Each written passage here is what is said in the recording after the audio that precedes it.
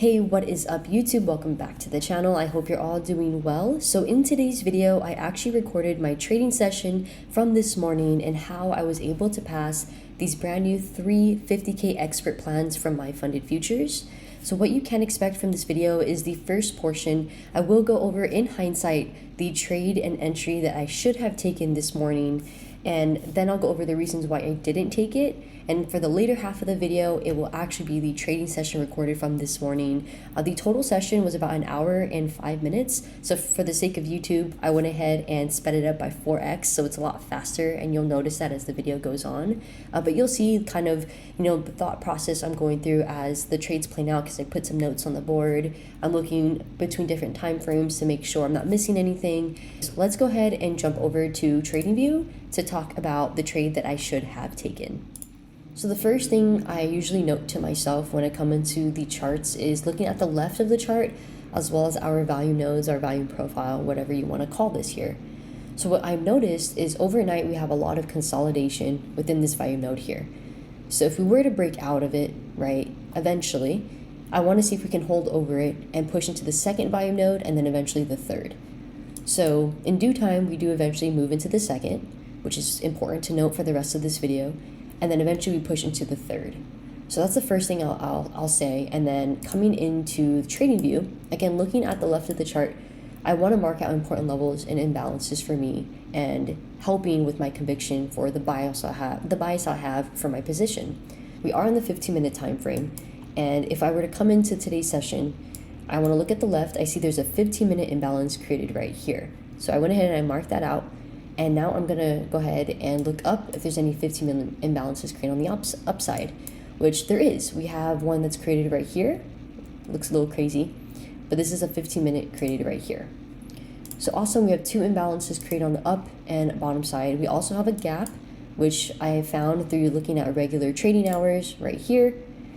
And I just went ahead and marked it out. So we have the upside gap, and we have a downside gap. So now look at the 5-minute time frame. We do have 2 5 minutes created on the bottom. We have one here, which was already tested the first time. And at 2 a.m., we actually pushed through that 50%. So it's not really valid, in my opinion, to fully use anymore since we used it twice. It's a pretty weak imbalance at this point, but it's just important to note. And then we have a second 5-minute imbalance on the bottom side, which was also already tapped through 50%. So this is also a weak 5-minute for me, and technically has already been used. Then for the upside, we do have 2 5-minute imbalances created. We have the first one created right here. We have a second one created up here. And these have not yet been tested. So in that case, my overall bias at this point is thinking, okay, if we can sweep lower to possibly push into this 15-minute imbalance, and how we react here is going to help me determine if my long bias overall is valid, because I have a long bias to retest these since we have not retested them yet, and we have a gap fill that is overlapping with the imbalances, and we have a 5 and 15, and we have a gap fill. So it just makes sense for me to push the long side. So that's how I kind of built out my overall bias. And now let's kind of go into the entry model itself that I should have taken, but I did not because I was holding a lot of patience for it to play out, and I had hesitation because of the baggage I've been carrying over the last couple of days, just being nervous on how I've been performing. So with that being said, price opens, here at 6:30, and we see the initial sweep of buy side liquidity right here being taken out.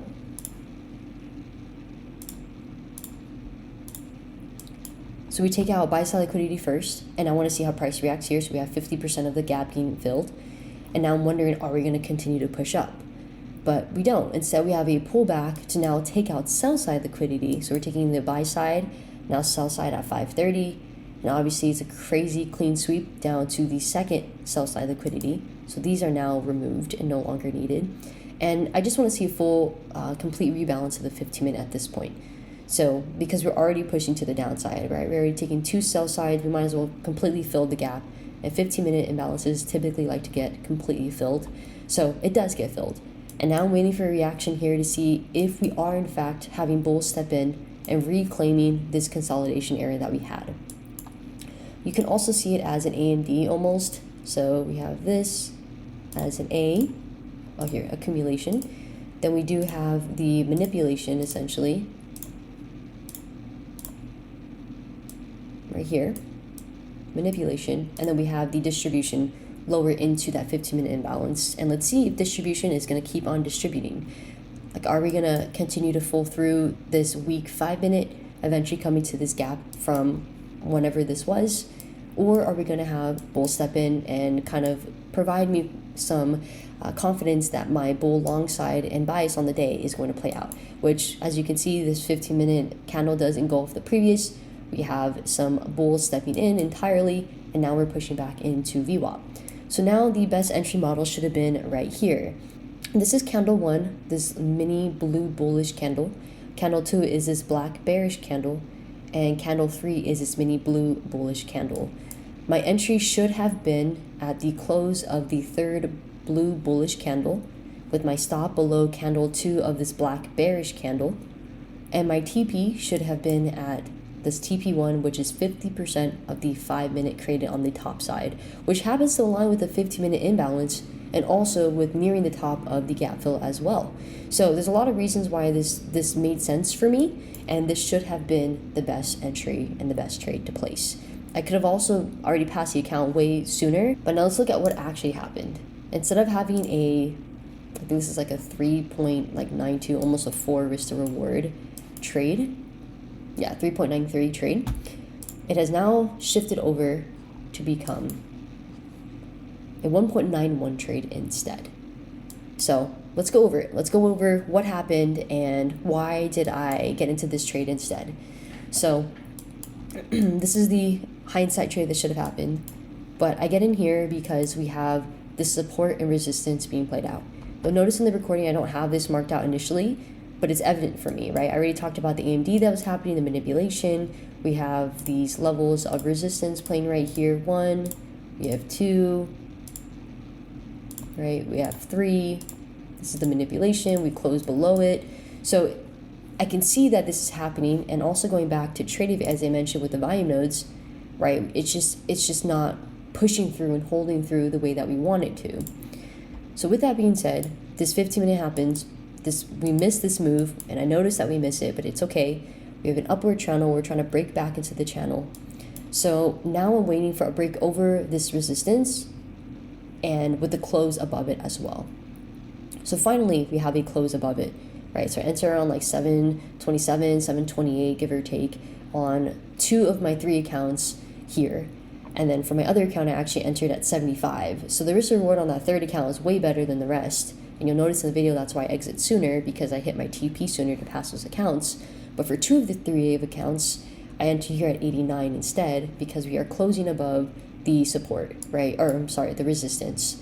And at this point, I'm feeling comfortable that we're going to break this channel. So not the best entry, and definitely need to work on that piece, because right here we have a retest, right? Even though we break the resistance, we have a retest. I typically like to get into the first breakout, even though it might be safer to enter at the retest. It just, for me, feels better to enter at the first break. So that's why I got in the first time around.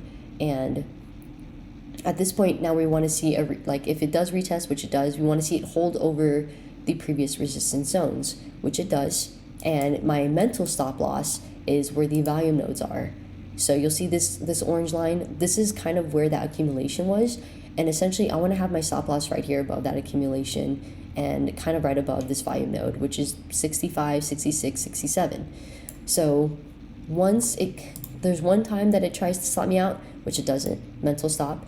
Then the second time when it retests, it doesn't stop me out, thankfully. And at this point now I'm anticipating a further push higher. So we're still holding, and we're still letting it do its thing right now. At this point, our stop is still the same area, waiting for price to do its thing. It retests it one more time as we break the channel, and then eventually we have that final push up. And you'll notice in the video that I do eventually move my stop to like 85 or 86. Could have been, should have been, would have been a better trade the first time with my strategy if I executed and didn't hesitate and wait for more confluence. But at the end of the day, the trade did work out, still hit our TP levels. Matter of fact, hit even higher into our other imbalance, and it all played out perfectly. So that is what the trade should have been. This is the trade that I did take. The convictions and reason why I had a long bias and why I was holding my positions as well as what held me back from executing the first time, simply because I was hesitating from the baggage I've held over the last couple of days and weeks, as well as waiting for patience for more conviction over this resistance zone if we are in fact going to push higher. So with that being said, let's go ahead and transition now into the trading session itself.